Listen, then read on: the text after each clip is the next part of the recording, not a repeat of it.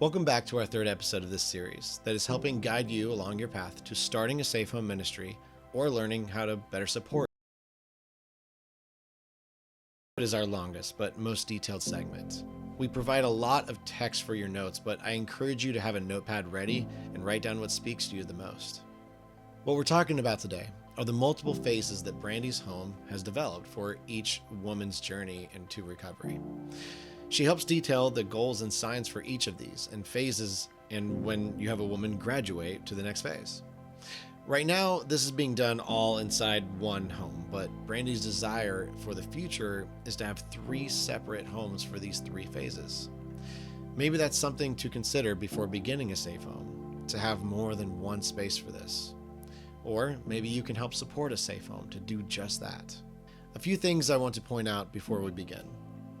Brandy is still in her journey of finding out better ways to provide a safe home.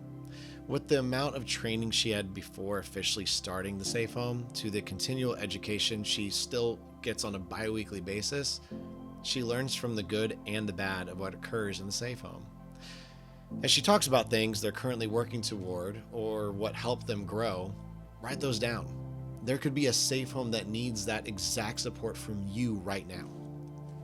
What a blessing it would be for you to approach them with an educated mindset on how to financially support them with what they've already been dreaming about doing. Lastly, we discuss one hardship that many forget about when beginning a ministry like this, and that's sometimes turning away a victim. Not every person is ready for recovery. While a great amount of patience is needed, boundaries must exist and be there. It does not mean you close the door forever, but you must consider the other women in the home who will need boundaries to work toward their recovery. Having someone in the home to possibly disrupt that cannot work. If you are seeking this ministry, do you have the strength to be patient and set boundaries such as these? I'm encouraged by your engagement thus far, and I look forward to you continuing this journey.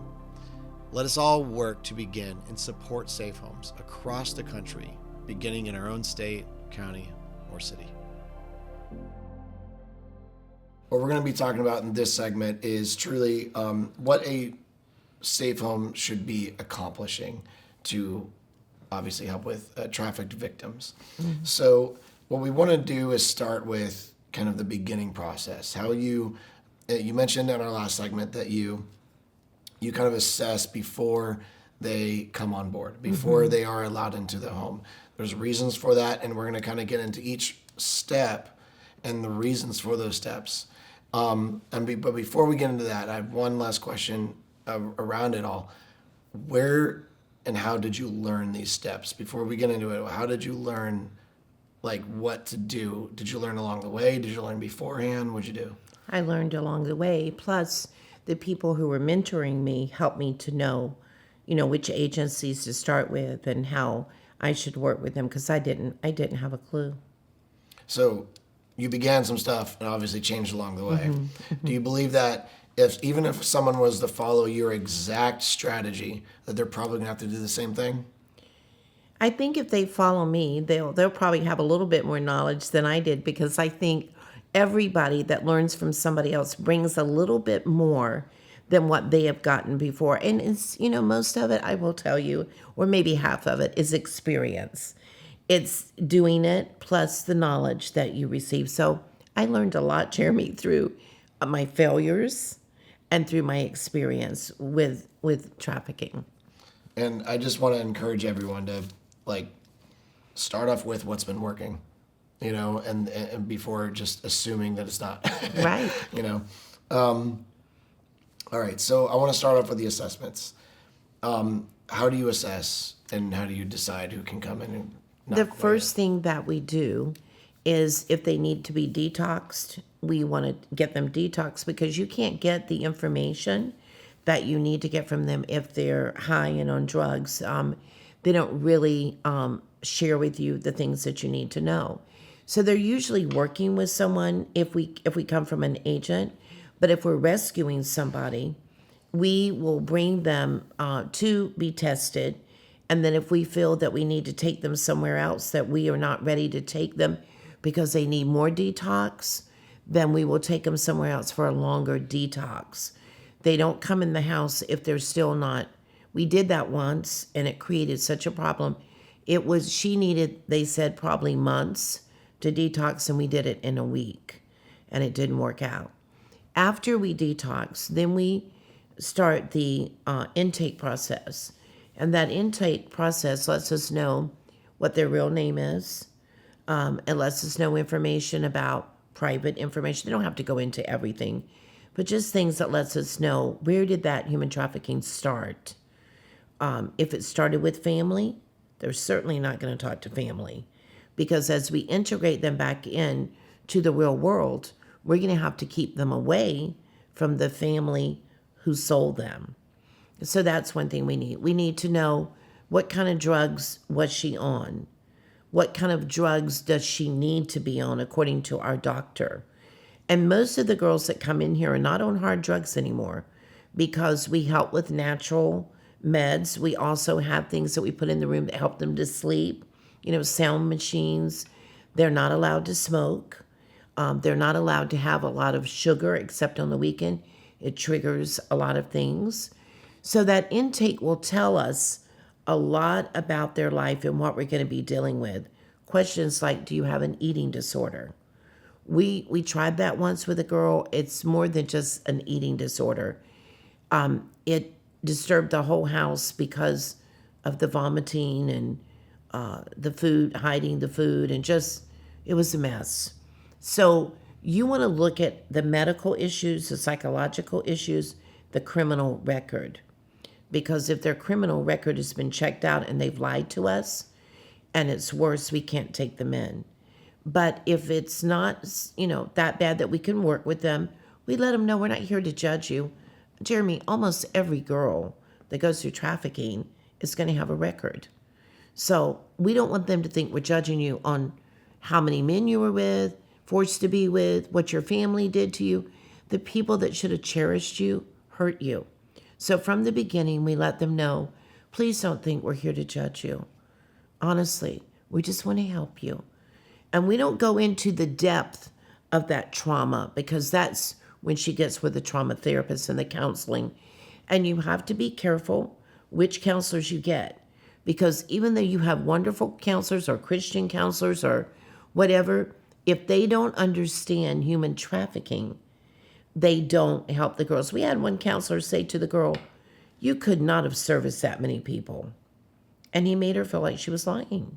So I said, we won't use them anymore. I interview them. I go in with them to see what they're like when they talk to my girls. And one of them that we used was recommended by one of our mentors, who is wonderful, but it's $225 an hour. So when you have that many girls that need that at the beginning, multiply $225 once a week for all those girls. It's a lot of money, but it needs to be done. I'm curious though, where are the assessments happening before they do come into this realm? Usually the assessment will take place over the phone. If we can go see them at an attorney's office, or if there's some way that we are physically able to do that, we will. But most of them, it's done over the phone with two other people on my end and someone on their end, where nothing is misunderstood. We might go over it 3 times where we call and do the same intake. And the reason we do that is to see if that information is true. And then we want them to say, ask us some questions. That's important. Don't just go ask them questions like you're the general. Say, is there anything that you would like to know? Sometimes they want us to send pictures. We do. Not of the outside, but of the inside. And then they'll ask us certain questions and we'll answer them. And then when we call back again, are you still feeling happy about coming? Or is there something you're interested in? They have more concerns. How long are you going to make me stay there? We're not going to make you stay here anytime. You want to come, we want to show you how much we care about helping you. So after we have that, we bring them in, and my medical doctor, who's retired, she starts talking with them about, do you have a problem sleeping? Are you having withdrawals on anything? And then she helps them every day for months to walk this journey that they're coming off of everything. Then we bring in someone who's going to talk to them about food. We had that at the beginning, and then we lost one of the girls, and now we have a girl again. Dietitian is very important. Some of the girls come in with Lyme disease and different kinds of diseases where the food has to be different. Now, some people are thinking when I'm speaking, why don't you go to these places that give you food? We had them give us food. It was a lot of bread. It was a lot of meat. The girls had to be on specific kind of diets. So we had to go out and buy that food. So it's different. So you put them on, what they should eat. And then you have a time that they're sleeping because they're used to sleeping through the day and working in the night. So now you're reversing. They've got to be out of the room at a certain time. Their rooms have to be clean. They go in the kitchen. They cook together. They eat together because they're building relationships. They don't go back in the room until that evening around 9 o'clock. They can have a backpack with what they need, their hygiene. If they were to need to go back in the room, that's okay. We can do that if they're sick. But you're teaching them how to become normal again. And you're taking what was normal to them and flipping it so it's hard. So after they sit at the table, then you go into like a group of trauma therapy. You do it in a group. Then you have your curriculum that you work with. And then you will go on those days, or some days we go to horse therapy. There are days we go to the gyms that work with us. We have a gym that will shut down so that we can go there. And so we work with those things. We grow things. We have artists that come in, and we have education. And it's very light here because this is just the assessment. But when we see they're able, then they transition into the residential home. Now they're doing a lot more freedoms. They're starting to learn how to dress for a job. They're starting to learn to write a resume. They not have resumes, but they want to learn how to write a resume. You want to learn how to carry yourself with good manners and things like that. So the residential home opens up more education, more life skills for them. And they can actually go places in the van. We're hoping for a new van that we can take them in. And we want to go places where we can ask the people if we could come in without being noted that we're a safe home, but bring a group in. Like a lot of times we'll take them on the beach to watch the turtles. They love that. They want to watch the rockets. They want to do things where they can feel the fresh air again. And so going from that residential home where they're doing good, now they've got a lot of their education, their life skills, learning how to dress, working with finances. They're going into the empowerment condo. Right there near my residential house, only the assessment house will stand alone. Those other 3 houses will be on the same properties. So in that empowerment house, now they're like living in a condo at college, but they're being overseen by advocates. They're just learning a little bit more independence. Cook for yourself. Show me how you're going to dress. We're taking a trip today. This is so exciting. The clerk of the court said, we will help them by hiring them or letting them be an intern and come here with a briefcase, showing them how to dress and giving them the power to work with the courts. The very same people that before were putting them in jail want to help them now. So we're looking for that, for them to get more power when they're going out, how they carry themselves, teaching them how to look in someone's eyes. Because when they're trafficked, they never look up in someone's eyes. Never. Now they're going from empowerment to independent. Now, at the end of that, you can drive, but we're going to track you. And the job that you're going to go to, we're going to know that you're going to that job. But now you're starting to make money. And so you can pay a little bit of rent and live there and show us how responsible you are. And at the end of that year and a half, if you go, I don't think I can face the world yet. We go, okay, let's look at this. Let's see what we need to do to change that. And we don't throw them out the door. Like, okay, it's time for you to age out. It's time you've been here for this long. You go. We help you do well. Here's your little suitcase. I don't care, honestly, if you're with me 4 years, 5 years, 6 years, if you're feeling like you're healing those open wounds.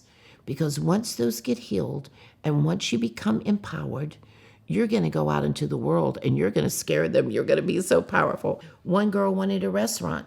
That's why we opened our restaurant. It doesn't mean we can run out, guys, and open everything they want. We don't have the money. A church owned that restaurant and let us take it, and then our survivor decorated it, and that was her dream, and she became the assistant manager. That was a gift to us that we still have. And then the boutique was our old fruit building that my family used to run fruit, and my family agreed that I could use it because when you think of the money that we need to run this, we use some of those entities to hire these girls back in so we can watch them and help them learn how to work and take care of them, and then they can move on. So, right now, what you're building toward is those 3 homes. This one will be the first stage. Then you're gonna have a second stage, and the condo's the third one. Thinking about how you've done it in just one home, which is usually where most safe homes would start. After the assessment, and you had some people would be in that second or third stage, but they would be in the same home. Mm-hmm. So walk me through, okay, they're here. What things are you doing and programs you're going through during their first phase, along with the other girls? Okay. And what are you trying to accomplish by doing that? Well, the first phase is to have that girl, like I said, to be able to think straight and be healthier and be ready to start the phases. So after she's gone through that assessment time, that phase then is to come in and sit down with my group and let's talk. What are our goals? What do you think that you would like to do? Most of them go, I don't know. And then what you try to do is you do a dream board, or you do something that helps them to recognize there is a dream for them. And during that time that you're doing that second phase, they're trying to work together. We do some community services that we just started too. The community services are going to be for the girls to go into the nursing homes and be able to give back love. It's really important for these girls to understand everything's not going to be put in their lap. A lot of them feel like when they come, you should make up for every year that things were subtracted from then. If you have the wrong advocates, that's what you'll end up doing, buying gifts, going on trips, letting them sleep all day. No, they've got to show that they know how to cook, the ones in there in the second phase, to make those that came in just now feel good. You're going to work at that relationship. You go back to the core values and you go over all those core values. And as they are aggressive, moving forward, transitioning into the second phase, they are becoming more independent even in this house. The third phase is, like I told you, even though we only have one house, they're starting to have education. They're starting to have resume. Do you know how hard that is to do in one house? This is like a domino effect. You bring in the new ones, and they want to know why those girls, you might have to take them out into the room that we have for art and go over resumes and go over dress codes. They want to know why they're not doing it, but they're not at that phase yet. But we do teach them from the beginning that they come in, there is a dress code. There is a certain dress code. And they've got to be able throughout that day to do their chores. They've got to be able to do that day to do their walking, to start doing their exercising. If you don't get them exercising mentally, they're a mess. So you've got all those different levels that you're doing in one house, and they may get triggered and go all the way back to the beginning. So those transitional phases I told you are happening right here. Instead of having a house, residential, and a condo, it's all right here. This is where we're doing it. Some may be taken to the schools. Others may be taken over there to the doctor to get their body in shape. Everything is going on in one house. You can do it. I'm doing it. But I can tell you, this is difficult. And then you're turning down people because you don't have enough advocates or you don't have enough, places to put them. So if you have your other houses, you can move those people on that are doing good and bring in your new ones and keep doing that process of transitioning. But if you don't have your homes ready, you better hope that you're got everything together, because it's hard. You've got to have your advocates. Advocates are working with this one, while advocates over here are working with another girl. And at the same time, you're building relationships. Even though they're not at the same phase, you're building relationships like the real world. It's going to happen. Everybody in the real world is not on the same page. Everybody in the real world doesn't have, this girl may get a little favor over here while this one's still working, and you have to teach them that. You have to teach them gratitude. That's huge for us. Gratitude for the little small thing that somebody does for you shows them that life is changing. I've got to be thankful. I know that now I'm not just someone like a cattle being, cattle through. And you know that they have those barcodes now. Did you know that, Jeremy? Barcodes where they can just put the amount that owes it and just swipe it and sell them like they're cattle. We had girls that had brandings, but we have surgeons too that will take off those brandings for them, those tattoos and things. They'll remove it. So the first phase seems to be primarily like, we're trying to get you out of this lifestyle that you've known into more of a balanced, stable lifestyle that is going to help shape them for society all around us. This is what most people grew up with. They have not received. Right. And so you're trying to break old habits, also naturally give them, trauma therapy and whatnot, counseling. That seems to be probably, I would guess, what most people think a safe home is. Yes. Right? That's what most people think a safe house is. I think what makes yours very unique is that second and third phase. So after they are finally, when do you know that they're ready for that second phase? And then what are they trying to accomplish during that second phase? Every phase is written out. The girls know what the phase is. We sit down, we go over it with them, and we say this and this and this is what you need to accomplish to be able to go on to your third phase. And most of that, like I said, is just being able to work with the girls that are here after the assessment of getting healthy, getting where your mind is, where you're eating right. The second phase then is being ready to come out of just being alone, out of isolation, learning how to work together. And then the third phase goes into working with education. So we have someone that will work with them on the computer in that room, and they have to stay there and work with them. The girls can't touch the computer. We don't have enough computers. We need more, but we don't have enough, so we use that one. And so now they're into education. They may be looking for jobs in that third phase. They come out with the clothes that they get to pick, too. They get to go into the boutique we have, and they can pick out clothes. And then the clerk of the courts are giving us what's called a closet room, and they do suits and briefcases.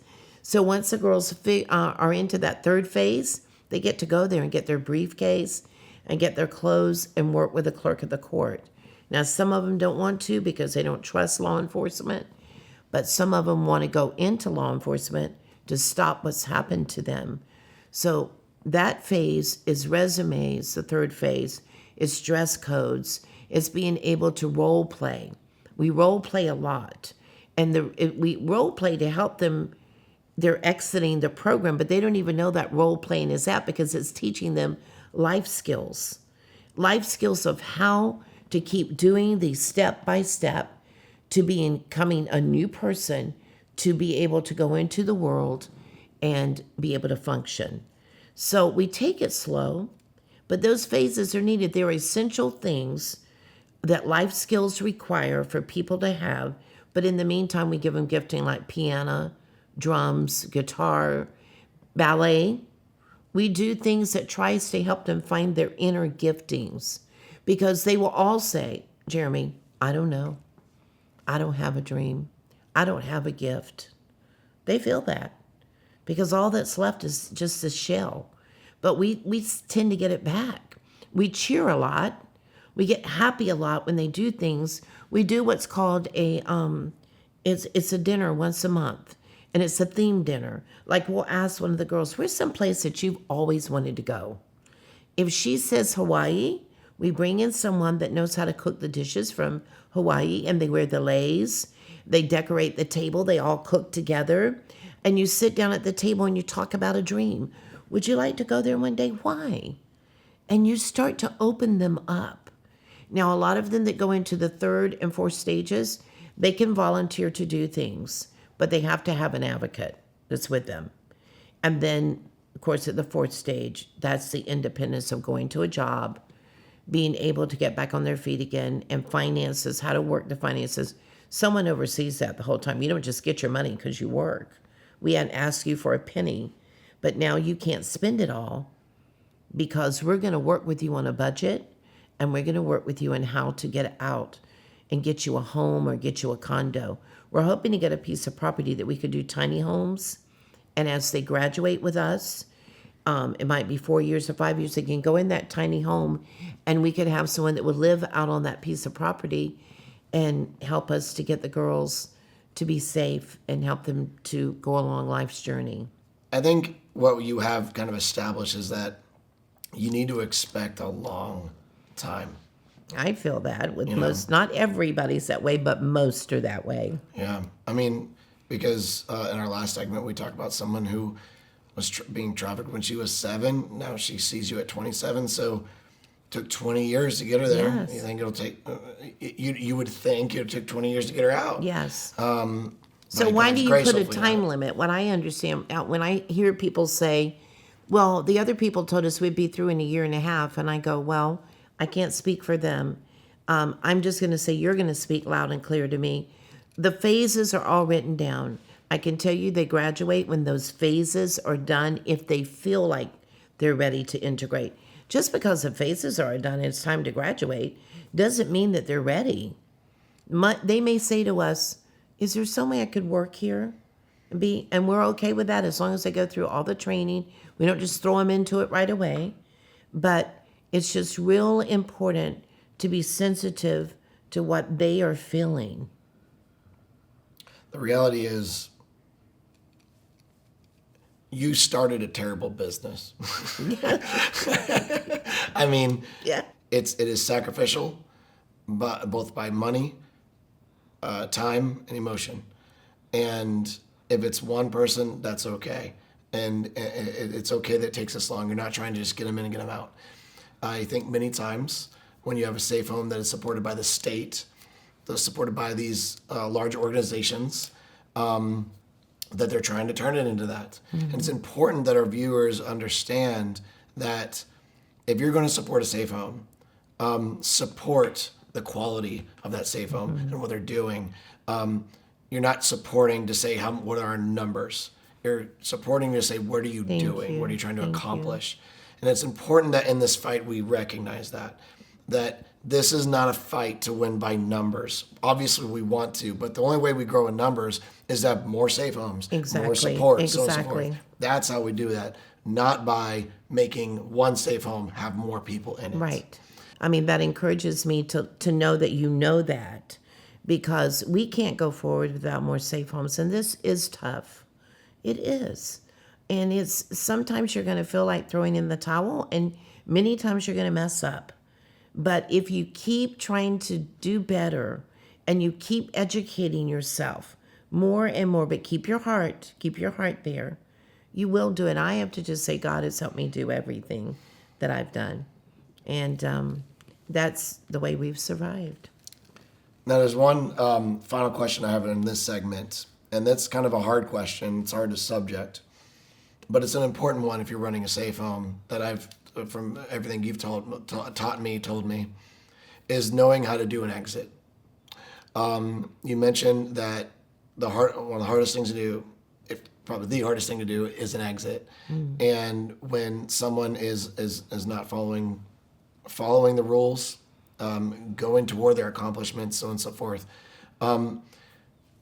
So I know that you can't give too many specific examples, but can you give us a generic idea of when it's the right time to exit, and then how your program works for your exit program? Okay, there's two different kinds of exiting. Okay, there's the good kind of exiting when they're graduating. So, like when they come in, we start to talk about, we're so glad you're here to help you to be able to go back in the world. And we talk about it in a good way. We don't go, okay, well, you're going to be here a year and a half and then you're going to leave. We do role playing.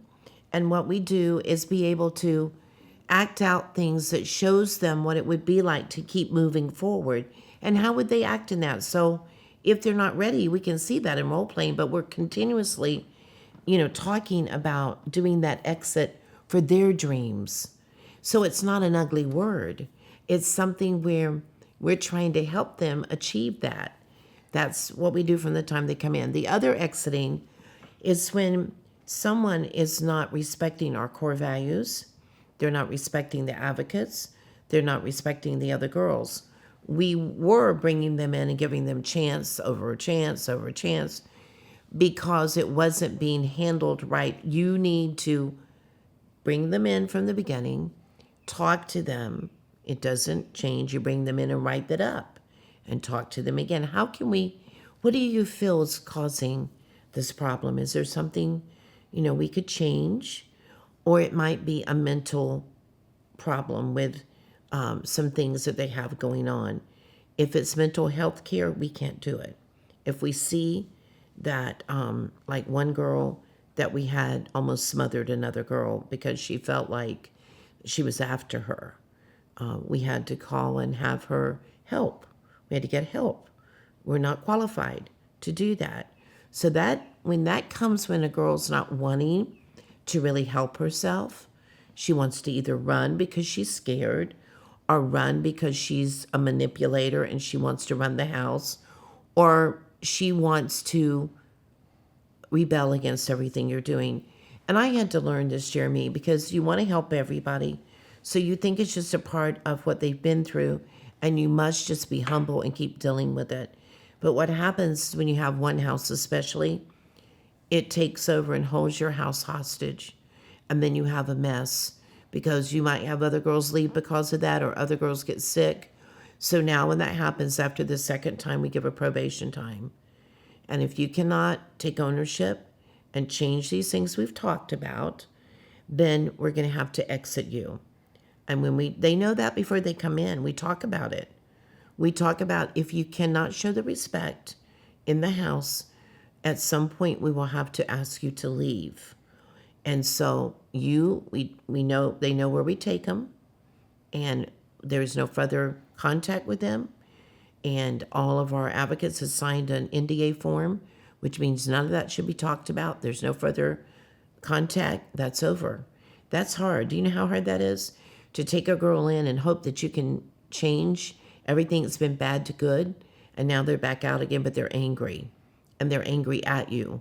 And they may not say good things about you, but you're going to have to deal with that. That's a part of having a safe home. And then you fill that spot again. And that's very sad and it's very hard. You will cry a lot if you're like me, and you will feel like a failure at some point. And then you'll have to look at yourself too and say, was there anything that we could do different? Never just take that down as a rule and then go in there and go, we had to exit her. Do you look at yourself? That's what we're having to do too. Look at ourselves. Let's see if there's something we needed to change. You're always going to be doing that on both sides. And in your response to that about the exit program, all I could think of and how you're saying it is that's a Christ-like way to love. Christ is there to be there for us. He's there for the suffering. When he talks about in Matthew, he's there when we need him. Like he's there among those who are poor, suffering, hurting, so on and so forth. And that's what you're doing. You're setting yourself to come those who are poor, those who are hurting. But if you're going to hurt those who are hurting already,